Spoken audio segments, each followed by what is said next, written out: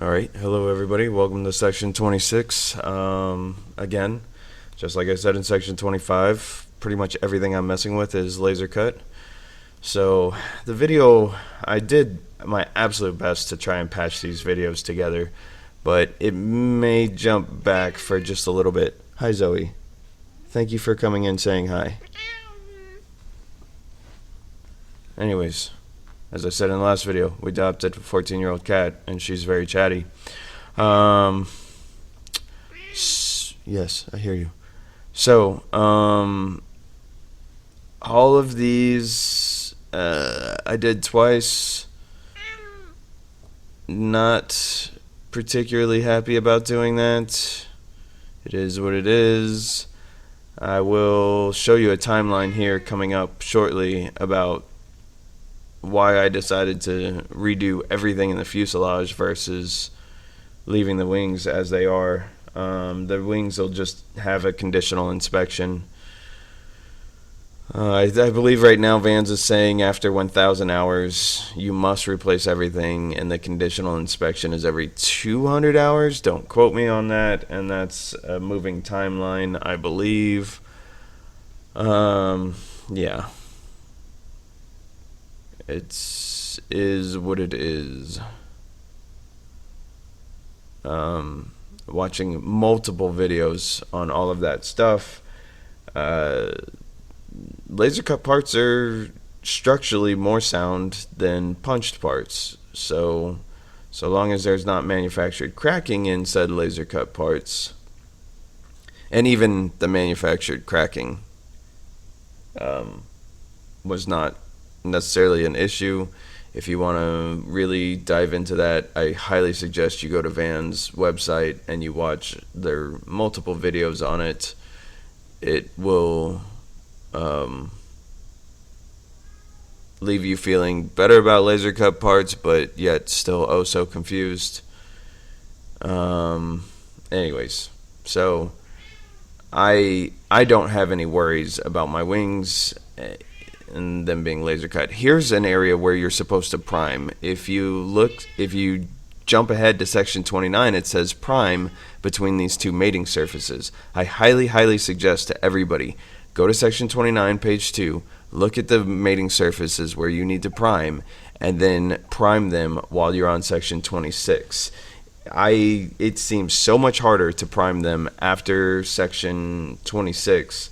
So you can see on that skin, when I flip it over, it's primed in certain areas because I mated it up to the floor on the other side. There's a good example again.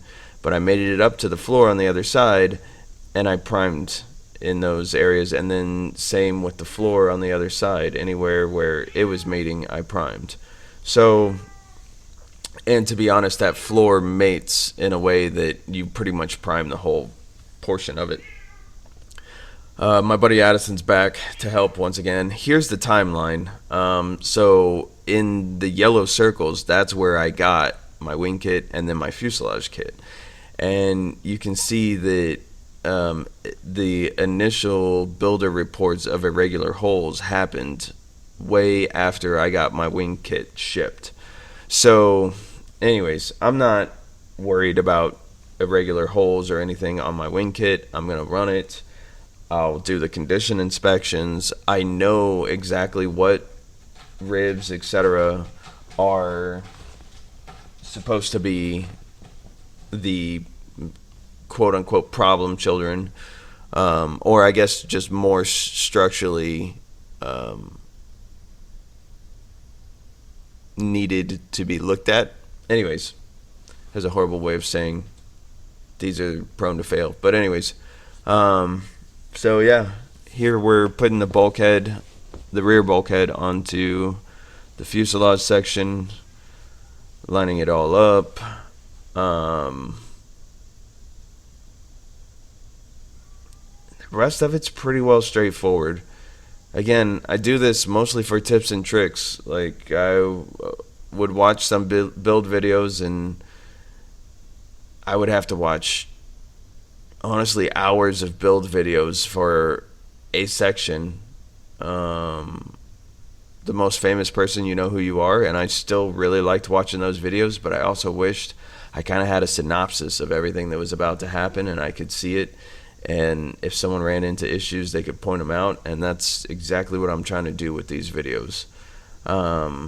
So that priming portion, and jumping to page 26, or sorry, section 29, page 2, that's my biggest tip for this section. The rest of it, these little structural components here, there's 2 sticking up on the left side, 2 sticking up on the right side. I installed them completely backwards. You'll see that we put that the entire assembly on there. We look at it, and then we had to take it off. And honestly, I think maybe that got left out because I lost a little bit of data on this. But anyways, pay close attention to that section because it threw me for a loop there. And now this portion I did jump ahead a little bit because it says that you're supposed to put all of the ribs on and then start riveting the bottom skin to the seat ribs, and then you're only supposed to do that with also the baggage ribs on.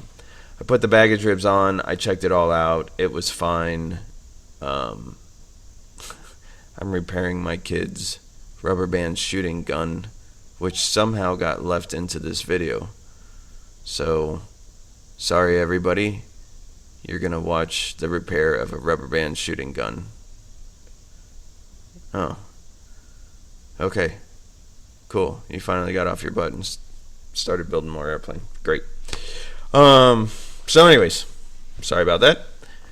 This right here is the steps, essentially the supporting rib to the steps. It is steel.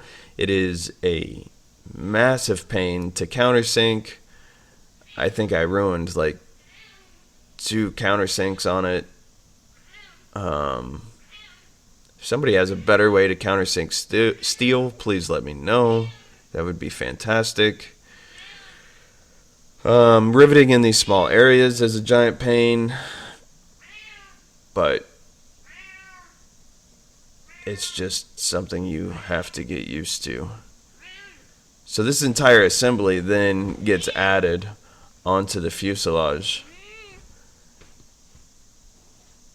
And this is the point where I decided, okay, does it change anything in the seat ribs? And after figuring out, no, it does not, then I just moved on and decided to rivet the bottom of the seat ribs to the bottom skin, and then come back and rivet the baggage ribs separately.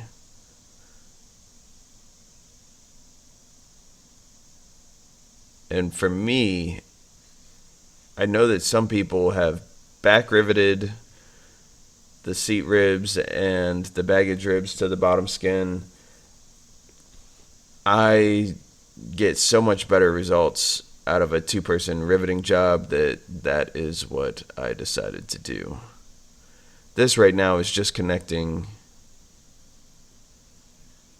Well, I take that back. The seat ribs have already been riveted, and now we're connecting the baggage ribs to the seat ribs.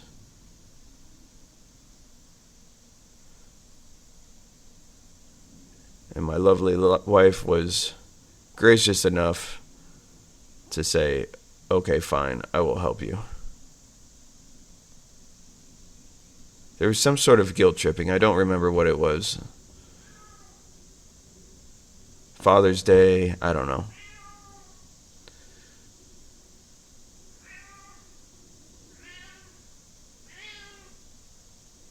But regardless, I very much appreciate her helping. And then you just add one more structural rib right here to the back real quick. And that's it. See you at section 26.